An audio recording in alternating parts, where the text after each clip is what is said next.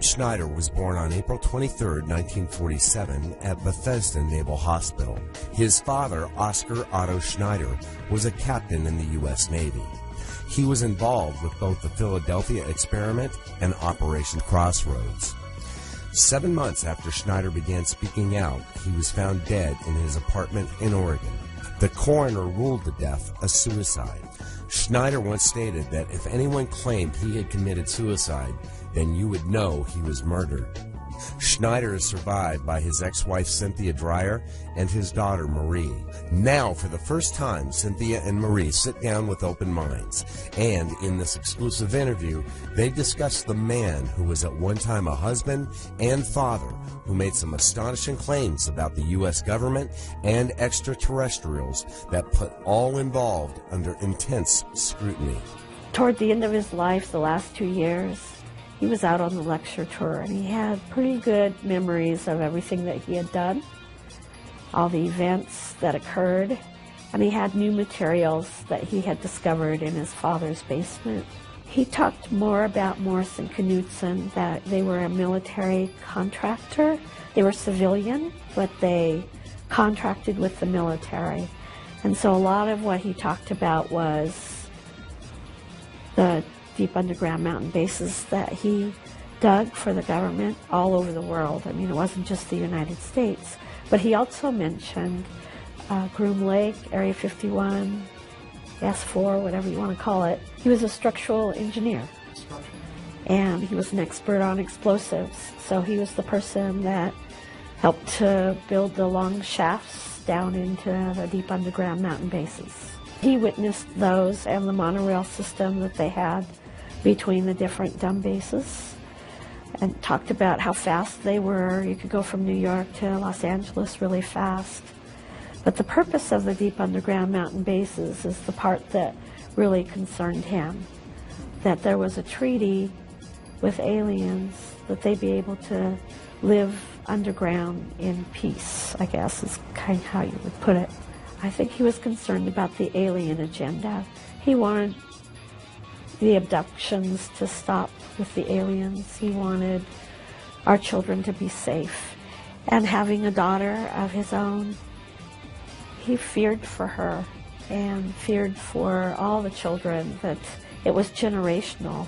A person who says they're abducted, that their children were probably going to be abducted as well. He indicated that they were making the explosions for the shaft, and they came to an area where they knew the explosions weren't right, that there was probably already a cavern there. So they went down along with probably 26 other people. And that's when they came upon the Draco type of alien. It's a reptilian type. There was an altercation. In the end, Philip was hit by a blue cobalt beam that split open his chest. Philip mentioned that there had been a treaty that the aliens could abduct humans for experimentation, but they had to give the United States a copy of who they abducted so that they would know who was being experimented on. And it had to be kind of limited. It couldn't be just a whole lot of people. So it had to be a specific number, maybe per year, and it had to be maybe generational, just certain families that they could look at. And in exchange for that, they would give us some of their technologies, and we would provide them with a safe space to live, like in the deep underground mountain bases. And the treaty was broken. We found out that there were millions more people being abducted than were being given to the government. Of course, that was real concerning, because then the government didn't have as much control. I think the government wanted to go back in, take the people that had been abducted, do some experiments on them to see what the aliens had done. You know, now they couldn't do that. They didn't know who had been taken. About a week before Schneider's death, he was in Seattle securing plans for a book that would include everything from his lectures as well as other information.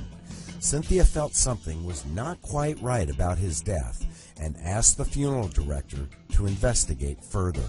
So he said he would take a look at the body, and I left. The very next day, I got a call from the police. They were taking his body to the medical examiners, and that the funeral director had found something on his neck.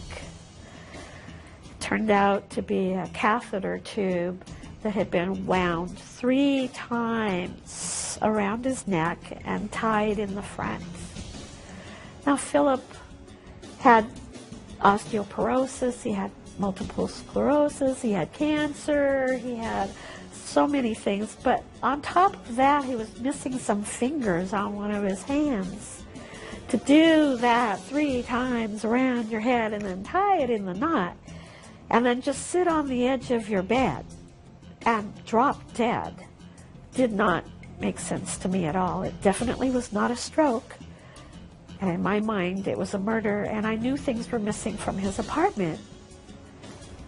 But the coroner, when she did the medical examination, couldn't find anything of a fight. There was no fight, no marks of him scratching people, no obvious sign of him being murdered. So they called it a suicide.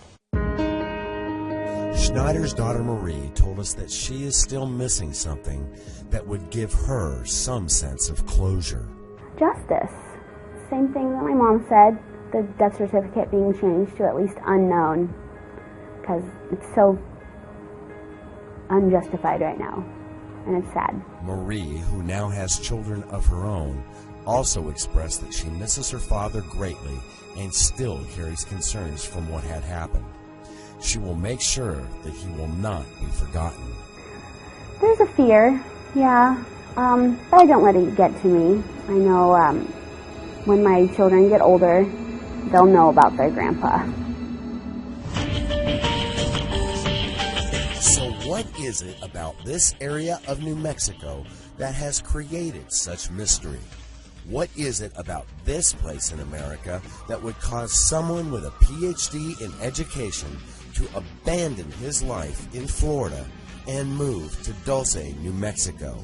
So I took an early retirement from my position as a college professor in Miami to come out to where the hot spot is.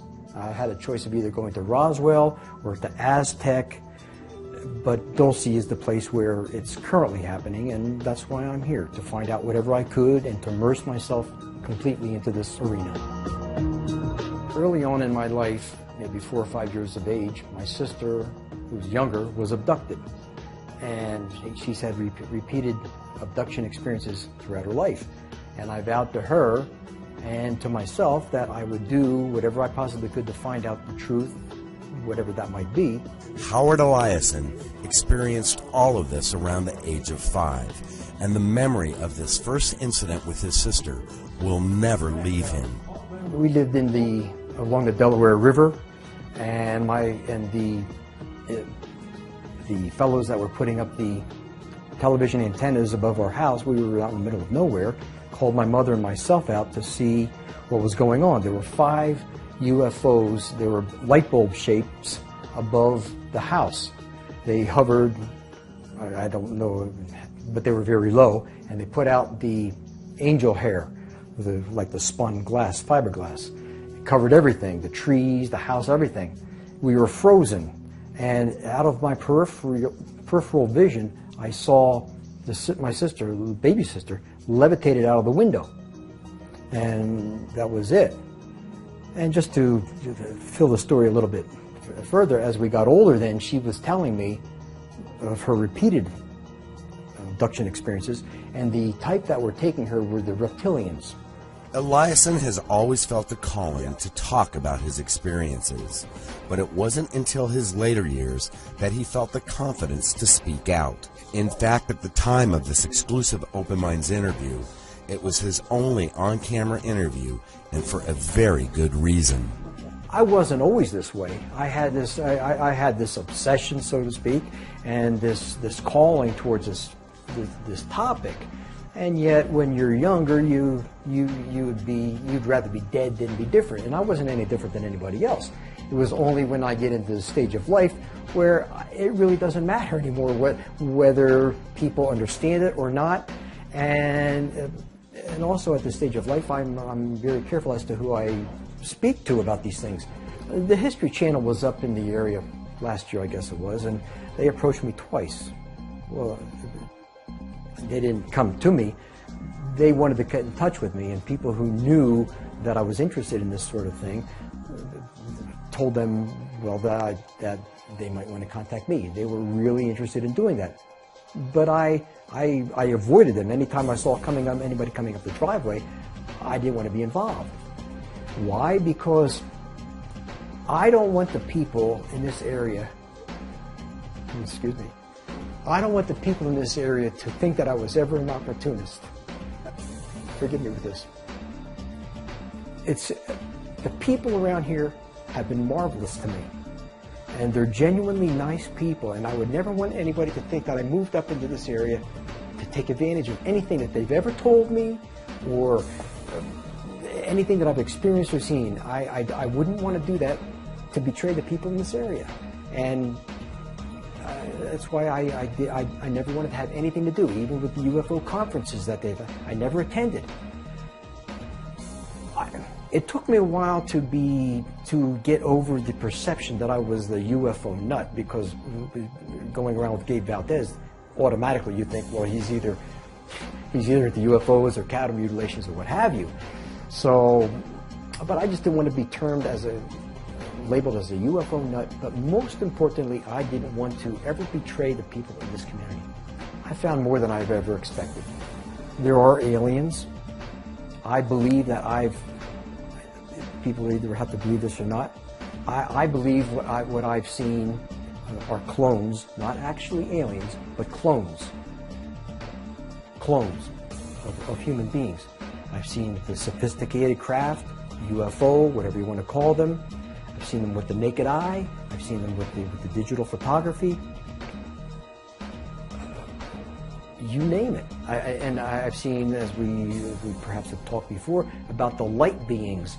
Now, not many people have ever experienced this. I've never really heard anybody talk about this except myself. Light beings that seem to be, they must be miles high. And so I've seen that, and that has been the most fascinating things that I've experienced. And seeing UFOs make clouds, emerge from clouds, disappear before my eyes. Anything that you've imagined and read about, I've really seen it. Two of Eliason's neighbors and longtime residents of Dulce sat down with open minds and told us that what Eliason has expressed is normal for the Dulce area. They're just here. We see them all the time. It's just an everyday part of life here. People need to know that there's the Dulce and Lumberton is a hotspot for UFOs, and there is something going on here, and it does need to be investigated, I believe, because for all we know, this could be part of our future that's going on here. You know what I mean? That it's like, I don't know, maybe they're here to help us or something. You never know, man. I don't know. I do believe there's a base here. There is some, there's just too much going on. There's things that, you know, the way the planes go, activity at night. I haven't really seen any vehicles, military per se, but it's here.